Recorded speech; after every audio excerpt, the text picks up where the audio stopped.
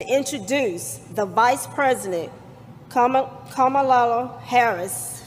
We are proudly talking about equity, even though these people on the, so-called leaders want to shut down DEI. They're trying to do with DEI, diversity, equity, inclusion, what they sadly successfully did with woke.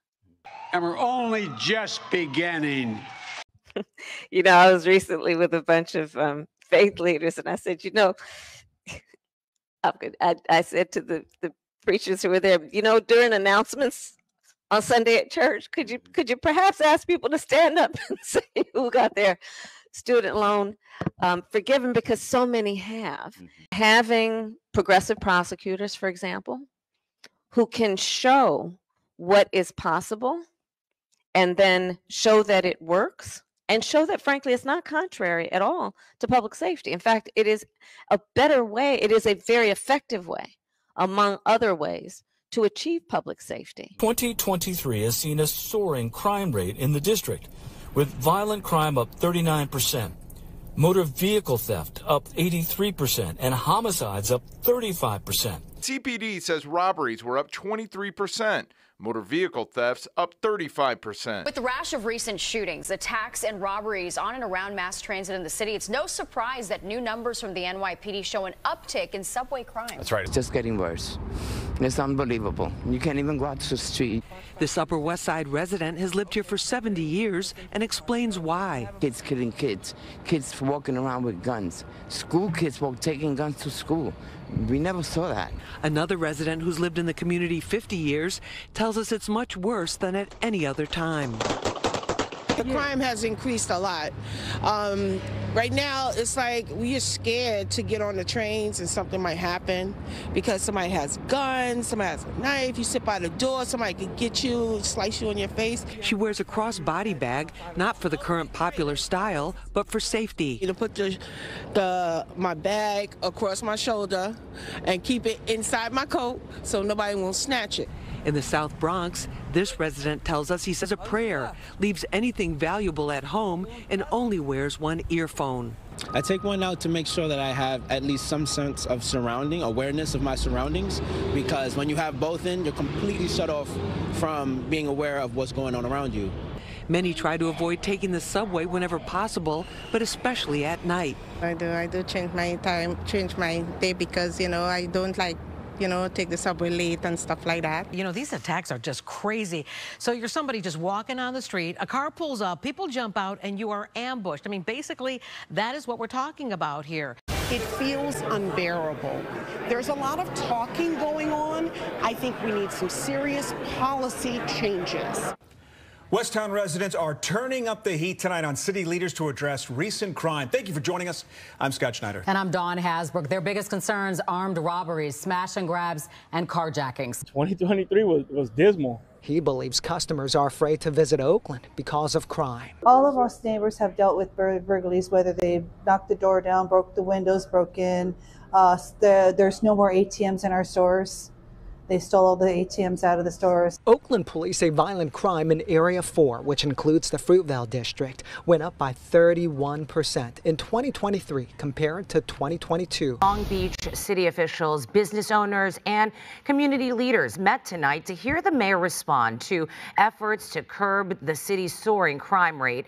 A recent series of violent assaults, increase in property crime, and a rise in homelessness are top of mind for the city. Public safety has increasingly become a concern following several harrowing incidents caught on camera, including a man who sexually assaulted a woman leaving a downtown salon in October. Columbus police reported more homicides in 2023 than in 2022. For example, total homicides started to increase in 2019, but the numbers have remained relatively steady over the last 3 years.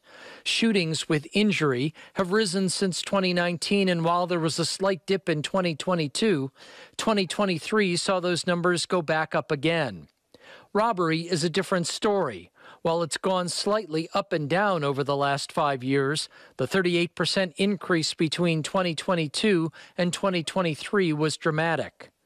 Turning to property crime, Auto burglaries were high in 2019, then dropped for a year and have been rising ever since to a level in 2023 not seen in the last 10 years. Commercial burglaries have also seen a steady increase for the most part over the last 5 years and have almost tripled since 2019. Of course, plenty of factors go into the rise and fall of crime, among them poverty, unemployment, police strategies, the number of police officers, and in recent years, COVID-19.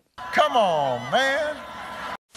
US Vice President Kamala Harris has announced a 4-point plan to increase voters' rights and access.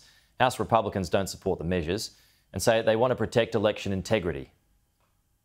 Voting is a fundamental freedom that unlocks all the other freedoms. As the 2024 election season ramps up, the White House making a big push to get more Americans involved. On Tuesday, Vice President Kamala Harris unveiled a 4-part plan to increase voter participation. Some of the proposals are simple, like displaying voter information at Social Security offices and national parks. But a big part of the plan is already stirring controversy, paying students to register voters and be poll workers through a federal work-study program. We have been doing work to promote voter participation for students. And, for example, we have, under the federal work-study program, now allow students to get paid through federal work-study to register people and to be nonpartisan poll workers. As we know, this is important for a number of reasons. One, to engage our young leaders in this process and activate them in terms of their ability to strengthen our communities. So he put out Executive Order 14019. He directed all 600 departments and agencies within the federal government to get people registered, get out the vote, and make sure that they voted. And he specifically named felons, people of certain ethnic persuasions. He called it equity, and he wanted to do this. It all funneled up through Susan Rice. They spent millions of dollars. We don't know the precise amount to get out the vote. The problem is they didn't do it for everybody. They did it for the low propensity voters for the Democratic constituents, but they won't reveal what these plans are. They've now, through a FOIA request, claimed executive privilege, and the president and the federal government will not tell the American public what these plans are, but it basically leveraged every federal department, agency, and personnel to get out the vote for their chosen constituencies. So they basically looked at the United States government, said to every agency, as you just said, to the head of the agency, okay, you have work to do. We're going to carve out, get out the vote money for your agency, and you need to get out there and kind of shake the trees and make sure that you get people who don't vote to vote.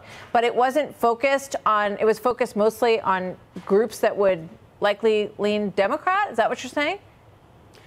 So if you get food stamps, for instance, they can go look at that person and say, is that person registered to vote? Yes or no? Let's go get that person registered to vote. Do you think they're going to vote for the Republican? Or do you think they're going to vote for the Democrat? Or if they go for felons like they did, everybody in the federal prison system, that's a couple million people. So, yeah, they targeted Democrats. Yeah. Kujichagulia.